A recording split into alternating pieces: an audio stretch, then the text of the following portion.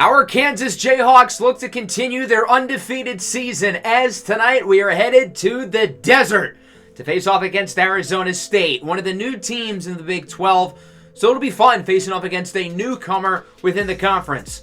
Last episode, we had our second in-conference game of the season against TCU, and it was wild.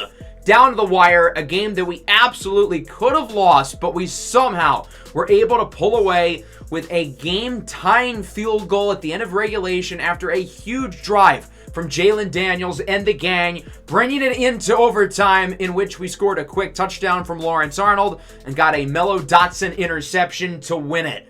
Senior signal caller Jalen Daniels certainly did not have a perfect game, but he had a really gritty performance. He got banged up in the second half, battling through injury, making some big-time throws at the end of the fourth quarter and overtime to help us win the game. On the ground, Devin Neal also banged up for much of the second half, and that wear and tear will affect both players in this week's game against Arizona State. So with our two best players injured down the stretch, we had to rely on other guys to step up for us, and we had a number of guys make some big plays here towards the end of this game. Lawrence Arnold with another phenomenal performance. He scored the touchdown in overtime to win it. Guys like Jared Casey and Trevor Wilson made huge catches on that final drive in the fourth quarter. And then defensively, it wasn't perfect, but we got stops when we needed to. The true freshman Dakaius Brinkley now has 9 sacks on the year, while Dylan Wudke had 2 in this game, along with a fumble force and recovery en route to winning the National Defensive Player of the Week. And of course, we can't forget about Mello Dotson, who had the interception in the end zone to win it. And that brings us here into Week 6, headed to Arizona State, facing off against the Sun Devils. But before that, let's talk recruiting. We've got a number of players ready to commit, and we had a few guys join our program. That starts with 3-star quarterback Clyde Poole, an in-state kid from Hays, Kansas.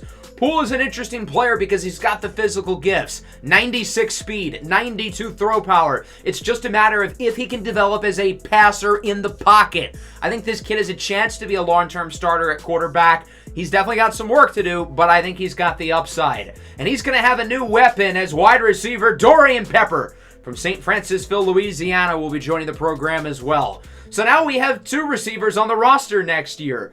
Pepper is a guy we went in depth about in the last episode, 6'2", 195, really talented player. And then 4-star edge rusher Seth Jennings, another local kid from Shawnee, Kansas. This is a tremendous player who I think has the inside track to start as a true freshman, a top arguably 200 player in the nation.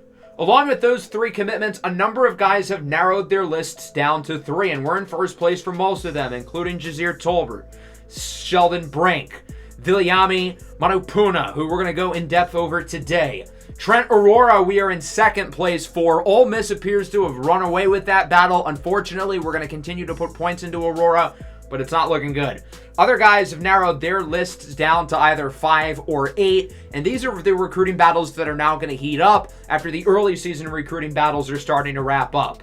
So with that, we now have 4 players who are committed to the program, and the recruiting ranking has gone way up. I think we were 124 last week. Now we're 55, which kind of goes to show you that these recruiting rankings don't really matter until the end of the year, but it's cool to see us going up. And now with these 3 guys signing to the team, we've got a lot of extra recruiting hours at our disposal, 240 to be exact, and we're going to have even more flexibility after next week with the recruiting battles of Jazir Tolbert and Sheldon Brink likely coming to an end, with both of them expected to commit to our program.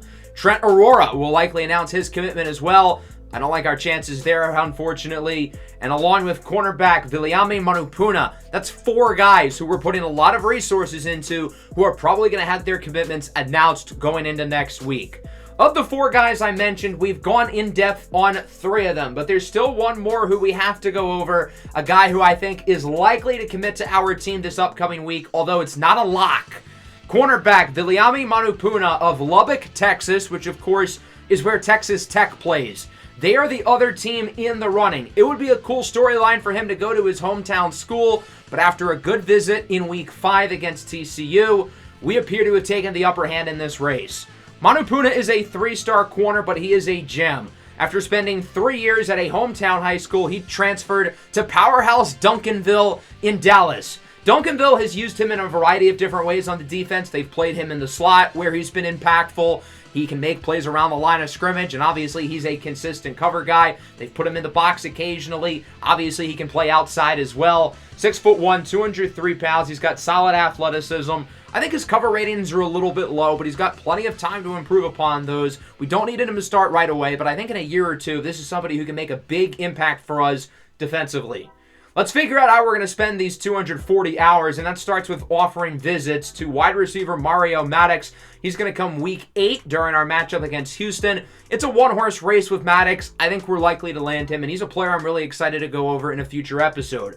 Same applies for tight end Isaiah Lemur. Nobody really wants him, and I don't know why. He will also visit in week 8. So now we have 160 hours left to spend, and I think this gives us a really good opportunity to jump into some of these recruiting battles that we have not been in prior. Philip Olawale is going to get points. Pierre Johnson will, as will everybody else on the board. Offensive guard Kion Sample. Running back Dexter Boyman. Defensive tackle Alex Lipscomb.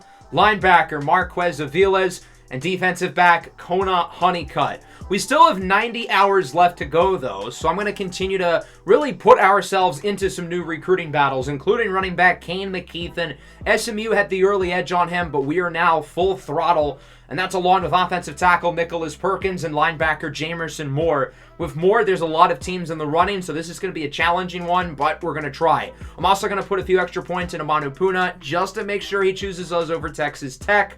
Javier Ayambadejo will get our last set of 25 points. But I do want to add one more player to the board. Offensive tackle Ahmad Dunham. He's a JUCO guy, and I want to put a lot of points into him right away. So we're going to take some points off of the guys here towards the bottom of the list. I'm going to offer him a scholarship and send the house. He's ready to announce his top 8 schools pretty soon, but he doesn't have a lot of interest. So I'm hoping maybe this scholarship and this early influence can possibly put us in the top 8. And I think if we reach that threshold, we've got a really good shot to land him. So that's how we're going to use our points here for week 7. Hopefully we get some more commitments in the next episode. There's 3 or 4 guys who should likely be signing on to our program. And maybe we'll be surprised with wide receiver Trent Aurora flipping on Ole Miss for us. So let's look at this game here against Arizona State. We're 2-0 within Big 12 play, but we could nearly be 0-2. There's only 4 teams undefeated in conference play right now, with Utah, Colorado, and Texas Tech. In terms of point differential, we are the leader in the doghouse here, although Utah and Colorado are not too far behind. I think Utah is the team to beat in this conference, and Colorado has been really impressive, already winning more games this year than they did last year.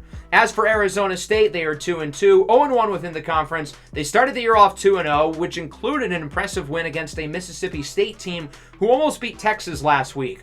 Their last 2 games have not gone so well, especially defensively, having allowed 109 points. They lost 57-55 to Texas State and 52-24 to Texas Tech. Allowing 50 burgers in back-to-back games seems like a perfect introduction to the Big 12 for Arizona State. Their quarterback room is really interesting, with junior Taylor McDougald as the starter. I would expect next year they pivot to Sam Leavitt, a redshirt freshman. So that means McDougald very well could enter the transfer portal. I happen to know a school in Lawrence, Kansas, who will be hunting transfer quarterbacks. So I think there's a real shot McDougald could be on our radar this offseason, and because of that, he's a guy who I want to watch really closely. He's had a good year so far. We'll see if he keeps it up. Cam Skatebo leads the backfield along with Alton McCaskill, a 2-time transfer, played at Colorado last year. Their receiving core is a little bit underwhelming, certainly opposite of TCU last week, whose top 3 players were receivers. Their defensive team rating is an 84, but on paper, this defense is really not good. It's no secret why they allowed 109 points over the last 2 weeks. Their 3 best players are safeties, and nobody else on that side of the ball is higher than a 78. So let's get this show on the road. Week 6 here in Tempe, Arizona. The 2-2 Arizona State Sun Devils face off against the 5-0 number 8 Kansas Jayhawks, looking to remain undefeated.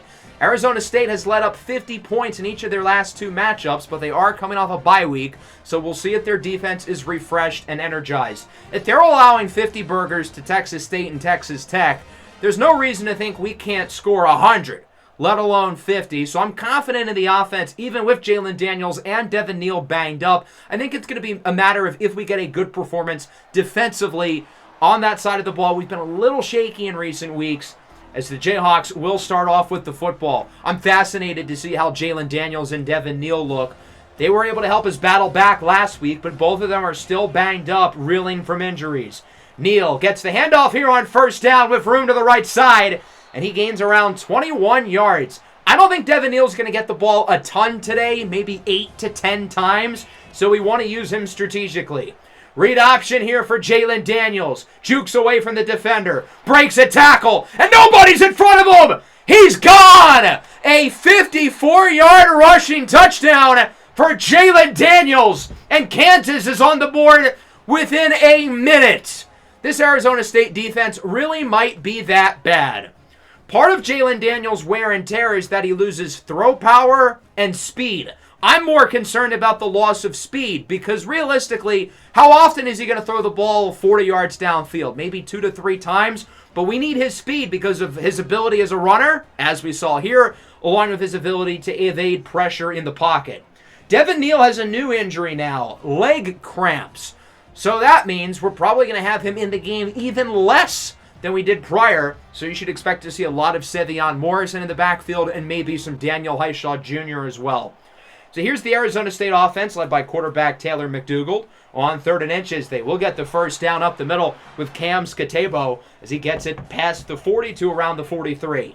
As I mentioned, I think McDougald could be a target for us in the transfer portal. I want to watch what he can do as he sends it downfield. It's caught! What a play after the catch by Troy Omieri, breaking the tackle in for a touchdown. McDougald and Omieri made the Kansas defense look foolish. Number 2, Kobe Bryant, and number 4, Marvin Grant, are 2 of the best defensive backs in the Big 12, and they both looked really bad on that play. Omieri burns Bryant, and Grant isn't able to get there quick enough, while also simultaneously missing the tackle. So Arizona State is on the board quickly, and we're tied at 7. It looks like we might get a classic Big 12 shootout today as Kansas returns with the ball. Short throw caught by the Grim Reaper, Luke Grimm, who takes a shot, but he does get the first down. The Jayhawks are moving it nicely, but it's a 3rd and 5. Daniels again looks to throw, goes short for the tight end, Jared Casey, who made a big catch in the 4th quarter last week. He gets the first down and is out of bounds past the 40. Kansas is passing the ball really nicely on this possession as it's a play action. Daniels looks short. He's got Luke Grimm. Whoop! Nice juke move. There goes Grimm inside the 10 as he gets around 30. What a play after the catch by Grimm as now Sevion Morrison is banged up. That's our 2 best running backs injured. Not ideal. Devin Neal is in the game here for the first time on this drive. 3rd and goal. Daniels hit as he throws incomplete. That'll make it a 4th and goal at around the 4, and the Jayhawks are going to be gutsy and go for it. Who is that covering Lawrence Arnold? Is that Casper the Friendly Ghost? Oh yeah, I think I know what the plan is here. Jalen Daniels calls for an audible, possibly looking to get Lawrence Arnold open there to the right side. Daniels looks to throw it. Out route. Arnold. Touchdown, Kansas. That was originally supposed to be a run play, but Arizona State stacked the box. They had like 10 guys in there, and we had 2 receivers to the right side. No one was covering Lawrence Arnold, which feels like that's been the case all year. But this play in specific, there was literally nobody on him. So Arnold is able to get all that space there on the out route. Smart play by Jalen Daniels to audible out of a run into the pass, where he's able to get Arnold in the end zone. And the Jayhawks are back ahead 14-7. Quick start for the offense as Arizona State gets it back. 3rd and inches. McDougald on the read option. Gets by multiple defenders and has the first down to around the 46-yard line. Good run by McDougald, who is a dual threat. He can really run. 3rd and inches now from around the 35. It's a read option again. McDougald finds space, gets another first down, and is into the red zone before taking a shot by the junior safety, Devin Dye. And that'll wrap up what has been a fun first quarter. This is pure Big 12 football, folks. Offense, offense, and more offense. Both teams have been flying around the field with over 300 combined yards up to this point. Kansas is averaging over 11 yards per play, while Arizona State is at around 9.5 yards. Our defense has not looked this bad all year, not even close. 2nd and 7, it's a loss of yards. Finally, a nice play defensively as Cam Skatebo loses a yard. That'll make it a 3rd and 8. McDougald looks to throw it under pressure. Up the middle, it's broken up. Good play there in the secondary. I think that was Kobe Bryant with the deflection. And the Sun Devils will have to kick this one. It's Baker Tucker, 37-yarder. Certainly not a gimme. Looking to cut the lead to 4. This one is good. So Arizona State makes it 14-10. The first third down stop from the Kansas defense today. Arizona State was 4 for 4 on third down prior to that play. And so with that, the Jayhawks will get the ball back up by 4. We'll see if the offense is able to add to the lead. As we'll start with a 3rd down and 7 here for Kansas. Heishaw, the running back in the backfield with Daniels. He goes short, caught by Trevor Wilson, who does not get the first down. ASU with the stop, and that'll lead to the first punt from either team today. And Arizona State's got it back at the 38 here with the first down, looking to take the lead as it's an RPO, caught by Omieri. Breaks the tackle from Marvin Grant, and nobody's in front of him. A 62-yard touchdown for Troy Omieri. And Arizona State takes the lead. I thought on paper this would be an easier game than the matchups against West Virginia and TCU. But boy, had the Sun Devils come to play. Troy Omieri with 2 touchdowns here in the first half. He is balling right now. As we look at the replay here on the RPO, Kobe Bryant goes for the ball rather than playing for the receiver. And then Marvin Grant completely misses the tackle. Bryant and Grant, again, 2 of our best defensive players, but both of them have been horrible so far in this game. Each of them directly responsible for the 2 Arizona State touchdowns by Omieri, and it's 17-14. Here's a nice run, though, from Devin Neal, his 2nd touch today, and he gets the first down. Again, we're not using him a lot, but we're using him sparingly. RPO for Quentin Skinner, who breaks the tackle. Nice play after the catch there by Skinner, as he's able to get the first down, and the Jayhawks are moving it nicely past the 40. It's another RPO. This time Daniel Heishaw keeps it. Heishaw's got blocks to the left side and is out of bounds at around the 20. This is a really good response from the Kansas offense after taking their first deficit of the game. There's Jalen Daniels up the middle. He's got Arnold, who brings it to around the 4. Now a 2nd and goal. RPO over to Jared Casey. Does not get anything, but we've got a flag. That's going to be a face mask on Arizona State, and it'll move Kansas half the distance to the goal line. But more importantly, it's an automatic first down. Mason Williams is called for the flag, and now Kansas has it at around the 1-yard line as Daniels keeps it on the option, breaks the tackle, and he is in for a rushing score. The deficit does not stay for long. Kansas back ahead. It's a hat trick for Jalen Daniels, his 3rd all-purpose touchdown of the first half, and the King gives himself the crown. 21-17 in favor of Kansas as Arizona State gets it back. Nearing the 2-minute warning, 2nd and 2, direct snap to Scatebo, and he gets the first down himself. A little trickery from the Sun Devils, but they'll keep the chains moving. Here after the 2-minute warning, it's first down. McDougald up the middle, he's picked off. Damani Maxson, the true freshman, with his 2nd interception of the year, and the Jayhawks force the game's first turnover and get the ball back with plus field position. It's been an impressive freshman season for Damani Maxson, who came to campus as a safety but has been largely used as a box linebacker. He does a great job of lurking there in the middle of the defense, baiting McDougald into throwing it up the middle and ultimately grabbing the interception and making a nice play on the return as well. Great field position for Kansas, but we'll see if they can punch in this 3rd and 1. Heishaw does not get it. Wrapped up front. And when you're that close, sometimes you just got to punch this sucker in. QB sneak for Jalen Daniels. He's got the first down. Following play from the 43. Daniels looks downfield. It's Lawrence Arnold, who is smothered in coverage, but is still able to hang on. 3rd and 7. Play action. Daniels has rushing room up the middle. Has some space to the right side, and he is out of bounds for a first down conversion, jumping over the cameraman. So now we have around 30 seconds left. Devin Neal to the left side. Runs into his offensive lineman. That could have been a touchdown, but he couldn't find the right rushing lane. 3rd and goal now at the 2, down to 14 seconds. Daniels on the run. Can't find anybody. He goes short for Neal, who does not get it. So what do you do here on 4th and goal around the 1-yard line, maybe the 2? We're going to call a timeout at around 2 seconds. And once again, when you're that close, punch the sucker in.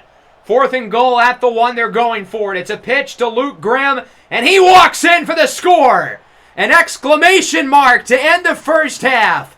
Luke Grimm finds the space given to him by the right guard and the right tackle, and he is in for the touchdown to make it a 2-score Kansas lead. I don't think Arizona was expecting that at all. I think they were prepared for the run up the middle or possibly a pass maybe towards the sidelines like we saw earlier on 4th down to Lawrence Arnold. And that'll wrap up the first half. I was expecting a big day from the offense, and we are getting it.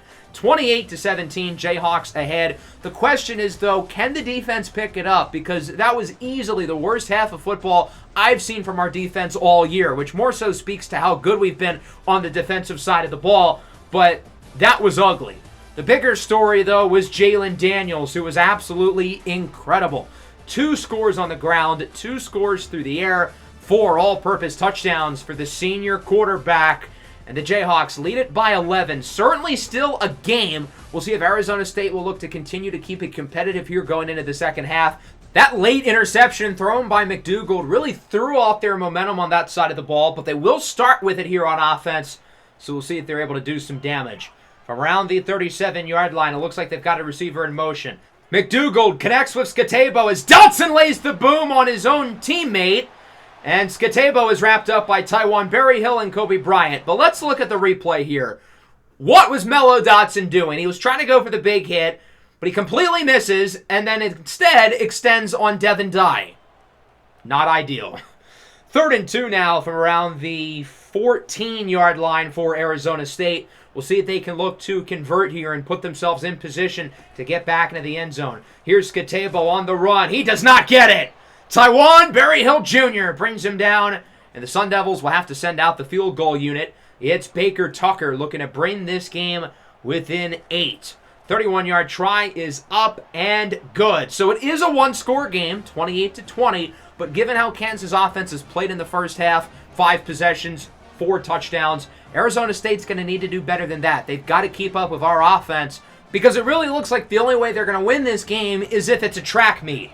Kansas has it back. 3rd and 3. Up the middle for Devin Neal. Breaks a tackle and gets the first down to around the 38. As we planned, Neal has not gotten the ball a ton, but when he has gotten it, he's looked really good as it's a screen for Neal on 3rd and 8. And once again, he converts. Back-to-back 3rd down conversions as a receiver by Devin Neal, who continues to be effective. And it looks like he's getting more snaps as he looks more comfortable out there. Neal with the juke move inside the 20. Wrapped up at the 15. Devin Neal has 6 carries for 70 yards. He has been ultra efficient so far. As on 1st down, Daniels looks short. It's caught by Luke Grimm, breaking a tackle, bringing it now inside the 5. Quick drive here from the KU offense. We'll see if they can add to the lead. Short throw here for Devin Neal, and he is going backwards for a loss of around 2. Not sure what he was trying to do there, and now it is a 2nd and goal. Daniels looks to throw it under pressure, trying to find space to throw it away, but he cannot. Sacked for a loss of 23 by Clayton Smith and Trevor Medlock. A boneheaded play there, and because of that, we're just going to run a screen here on 3rd and goal. But there's a flag. Wow, we just dodged a bullet. That was a horrible play on 2nd and goal, and now Arizona State has given us a get-out-of-jail-free card. Zach Swanson with the roughing the passer. It's an automatic first down. What a boneheaded play for the Sun Devils. And ultimately, the Jayhawks capitalize as Jalen Daniels connects with Trevor Wilson for the touchdown. And Kansas adds to the lead. It's 35-20.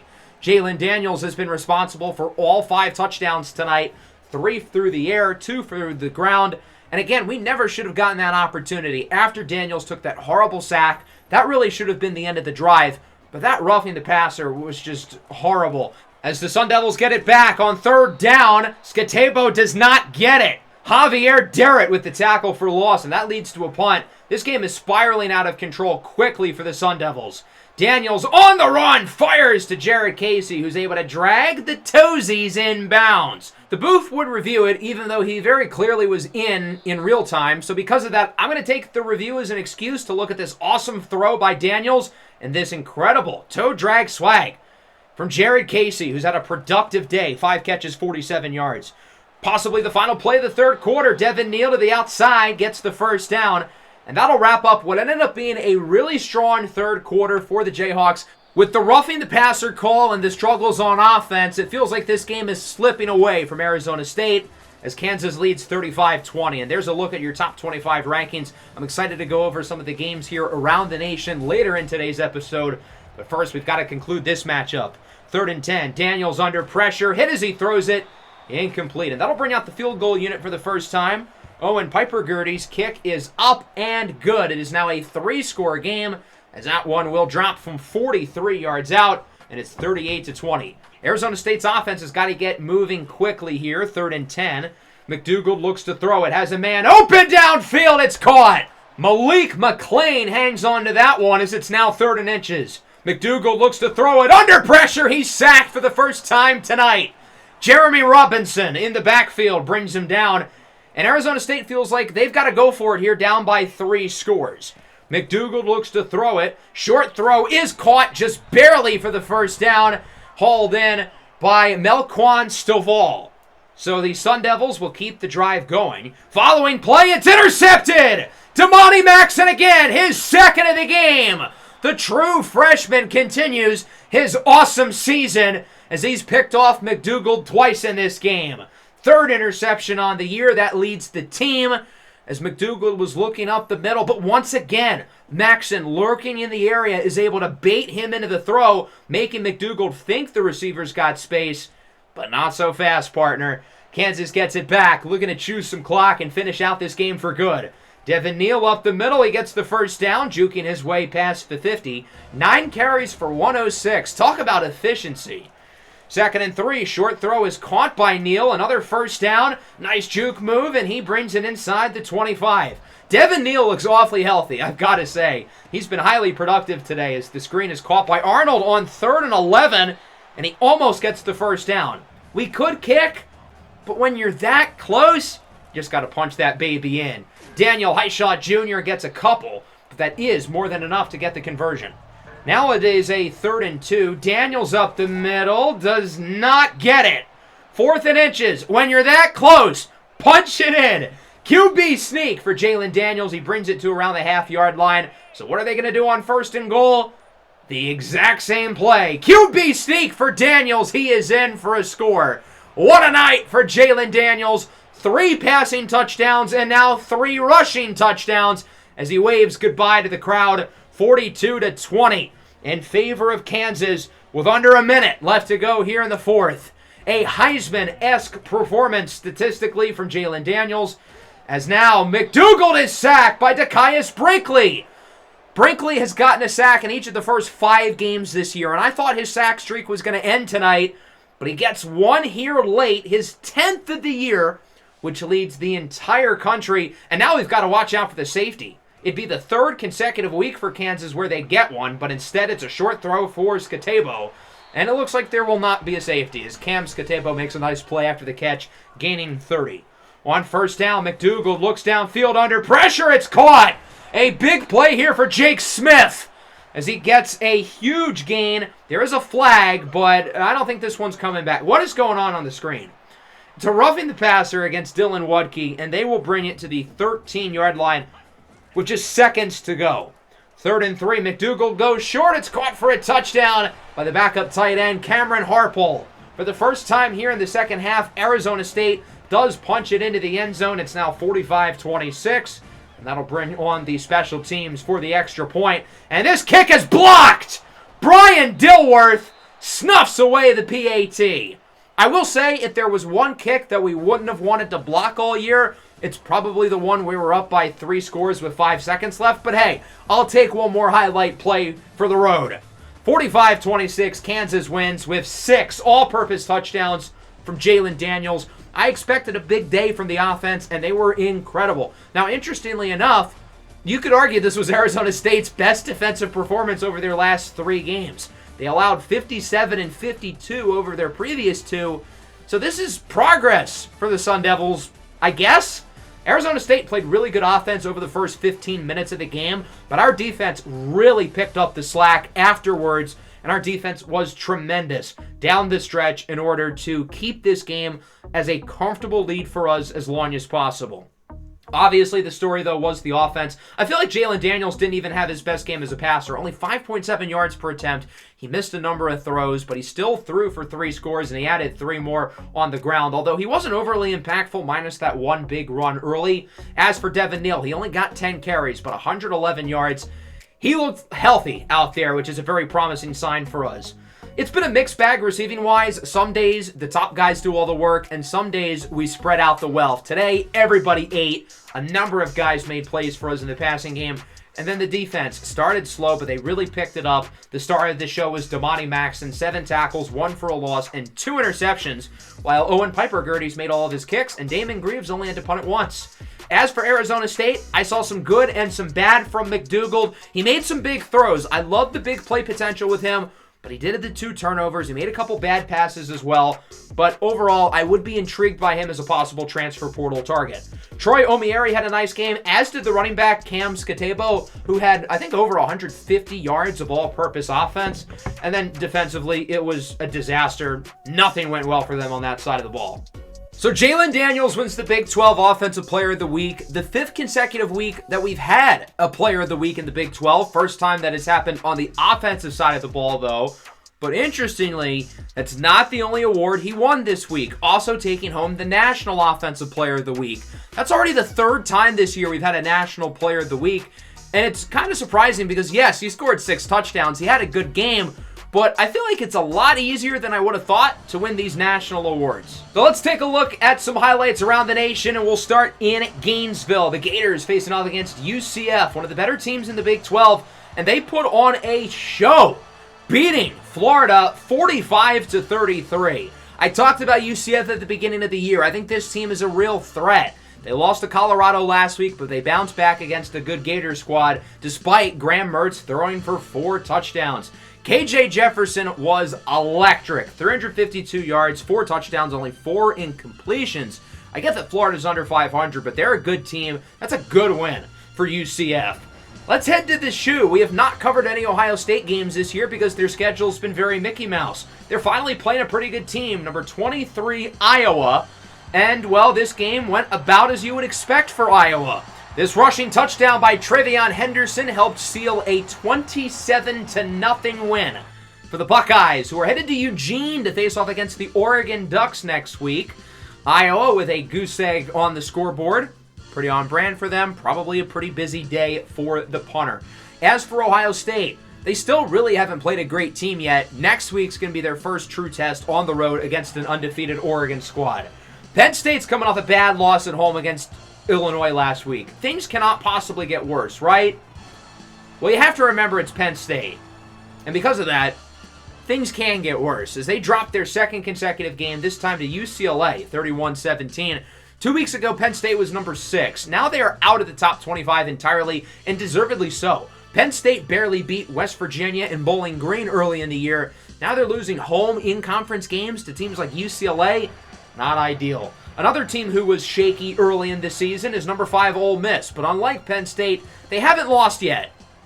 Well, that is until now. Headed to Columbia, and they got slaughtered by the South Carolina Gamecocks. I mean, this game was not even close. 49-16. What a performance from the freshman quarterback, Linares Sellers. He was incredible. Big day on the ground for Rocket Sanders.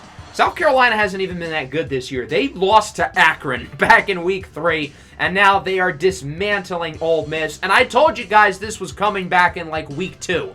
Ole Miss was winning all their games, but they looked really vulnerable. It was only a matter of time until this happened. I'm a little bit surprised it was against South Carolina and not a better team, but still, I'm concerned for Ole Miss. They only have 1 loss. They still have plenty of time to right the ship, but I just don't think this team is good enough, plain and simple. Number 21, Rutgers heads to Nebraska to face off against the Cornhuskers. Rutgers beat Washington 59-10 last week, and they're looking to carry on the momentum.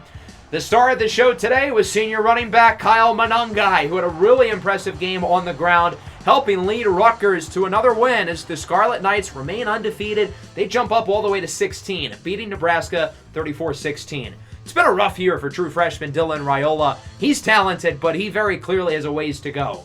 Dante Dowdle, the star running back, only got the ball 4 times. I don't know why that is.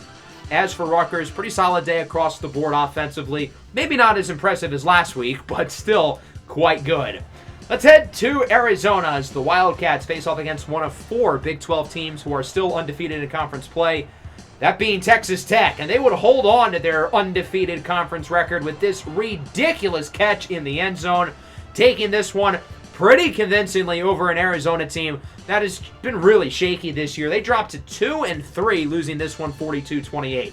Going into the year, this Arizona team had a lot of hope, and it looks like they've really underperformed. Noah Fafita did not have a particularly good game. Even Tesitoya McMillan was pretty quiet as Arizona drops this one to a Texas Tech team who quietly looks like a threat in the Big 12 with teams like US, Utah, Colorado at the top. Look out for the Red Raiders. Auburn heads to Georgia to face off against the Dogs, who are undefeated, ranked number 2. Georgia's had a couple close wins this year, and this game as well ended up being pretty close, but the performance of sophomore wide receiver London Humphreys, the transfer from Vanderbilt, really gave Georgia the edge over the Tigers. Humphreys scored 3 times. Carson Beck with 5 scores through the air, continuing to look like a possible NFL draft pick, as this ridiculous touchdown catch by Humphreys would win the game for Georgia, 35-29. We ended up having some insane receptions this week, that being one of them. Got to give Auburn credit. They certainly put up a fight, but you can't expect to win when you're throwing 3 interceptions. Peyton Thorne did not do a good job of protecting the football, despite a really good game from wide receiver Keandre Lambert-Smith. 5 scores for Beck, 3 of which caught by London Humphreys, the other 2 caught by Dominic Lovett. As we head to Louisville, the Cardinals were undefeated, but lost badly to Notre Dame last week. Let's see how they fare against number 12 SMU, who is 5-0, playing really well in the ACC, and this ended up being a really exciting game. Both of these teams look like legitimate threats to win the conference and represent the ACC in the college football playoff. Ultimately, this touchdown here for SMU would give them the lead late with an incredible leap, giving Louisville one more opportunity to score, and ultimately the Cardinals would capitalize. Callum Lacey with the game-winning score for Louisville. They win it 38-34, jumping up to number 12, while SMU only goes down a few spots to number 15. I'm happy the Mustangs didn't drop too far because they played a strong game here. Lacey and Brooks with 100 yards and 2 touchdowns each. 4 scores from Tyler Shuck, 3 from Preston Stone. Let's head to Washington for a national championship rematch. Michigan versus the Huskies, and this game ended up going a lot like the Natty. Washington started the year off well, 3-0, but since then they have completely fallen flat on their face, losing to Michigan 41-24. The Donovan Edwards, led the way for the Wolverines as Washington has dropped 3 in a row, losing to Northwestern, losing by 50 to Rutgers and Piscataway last week, and now Michigan. Things are going south quickly for the Huskies as we head to College Station, Texas A&M against Missouri. This ended up being one of the most exciting games of the week, as this score by Luther Burden, his 3rd of the game, would put Missouri up top late. 3rd and long with around 10 seconds to go. Connor Weigman throws it up. It's tipped and it's caught! Donovan Green, the tight end, in for the score to win it for Texas A&M. Easily the most exciting game of the week as the Aggies survive against Missouri with maybe the play of the year so far. That ball was tipped and should have been intercepted, but Green does a nice job of tracking the football and making it into the end zone, helping Texas A&M get the win, 31-28. Solid day from Brady Cook and a really good game from Luther Burden as he looks to make a push for wide receiver 1 in this year's NFL draft. As for Texas A&M, they're a confusing team. They've had a lot of close wins, but their one loss was also close against a great Notre Dame team. I'm not sure if I should trust these guys or not. Considering it's Texas A&M, I probably shouldn't, given their program's track record. And finally, let's head to probably the loudest place in the country this week, Tallahassee, Florida. Clemson and Florida State, the class of the ACC, and the DJ Uiagalelei revenge game. DJ was pretty solid against his former squad, throwing 2 touchdowns, but he also threw 2 interceptions. This game ended up going down to the wire, but a game-winning drive from junior quarterback Cade Klubnik led Clemson to the win, proving to the Tigers that they made the right choice, rolling with Klubnik over DJ Uiagalelei. 24-21 your final. The Tigers move up to number 9, the second highest ranked one-loss team only behind Michigan.